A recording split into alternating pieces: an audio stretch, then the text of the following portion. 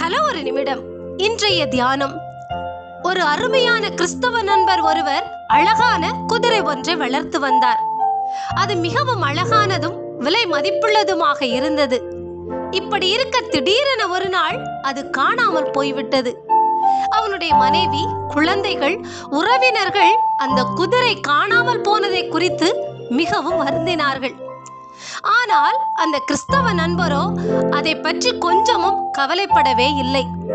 அதற்கு பதில், கர்த்தர் எல்லாவற்றையும் நன்மைக்காகவே எனக்கு செய்தருளுவார் என்று நம்பிக்கையுடன் சொல்லி தன்னை ஆண்டவருக்குள்ளாக தேற்றிக் கொண்டார்.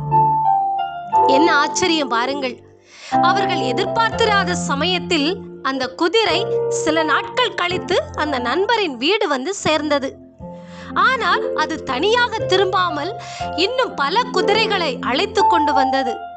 அந்த கிறிஸ்தவ சகோதரன் மற்ற குதிரைகளையும் தனக்கு சொந்தமாக்கி மகிழ்ந்தார்.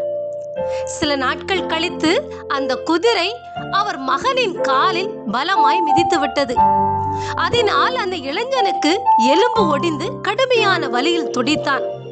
ஐயோ, உன் மகனின் காலை குதிரை மிதித்து விட்டதே, அவன் படாத பாடுபடுவானே என்று பக்கத்து வீட்டார் அவனிடம் விசாரித்தனர். அதற்கு அவன் அவர்களிடம் பதிலாக, கர்த்தரில் அன்பு கூறுகிறவர்களுக்கு சகலமும் நன்மைக்கேதுவாகவே நடக்கிறது என்று சிரித்துக் கொண்டே சொன்னார். அதைத் தொடர்ந்து ஒரு சில நாட்களுக்குள் அவன் வசித்த தேசத்தில் ஒரு பெரிய யுத்தம் வந்தது. வீட்டுக்கு ஒரு இளைஞன் யுத்தத்துக்கு செல்ல வேண்டும் என்று அரசாங்கம் கண்டிப்புடன் அறிவித்தது. அப்போது பல இளைஞர்கள் யுத்தத்தில் பங்கேற்று மரித்து போனார்கள். ஆனால் இளைஞனின் கால் ஒடிந்திருந்ததால் அவனுக்கு யுத்தத்துக்கு செல்ல வேண்டாம் என்ற நிபந்தனை தளர்த்தப்பட்டது. அவன் உயிர் தப்பினான். ஆம் பிரியமானவர்களே, நமது வாழ்விலும் இப்படித்தான் பல துயர சம்பவங்கள் நிகழ்கின்றன.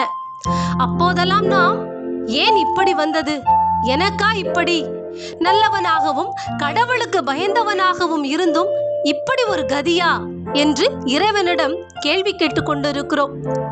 ஆனால் கர்த்தருடைய நடத்துதலில் பழகின ஒவ்வொருவருக்கும் அவர் சகலத்தையும் நன்மைக்கேதுவாகவே செய்வார் என்பது திட்டமாக தெரியும். காலம் முடிந்து நாம் நித்தியத்திற்குள்ளே பிரவேசிக்கும் போது ஏன் என்ற கேள்விக்கு பதிலினை கர்த்தர் நமக்கு கட்டாயம் வெளிப்படுத்துவார். அப்போது கர்த்தருடைய அனந்த ஞானம், கிருபை, வல்லமையை அறிந்து கொண்டு அவரை மனதார துதிப்போம்.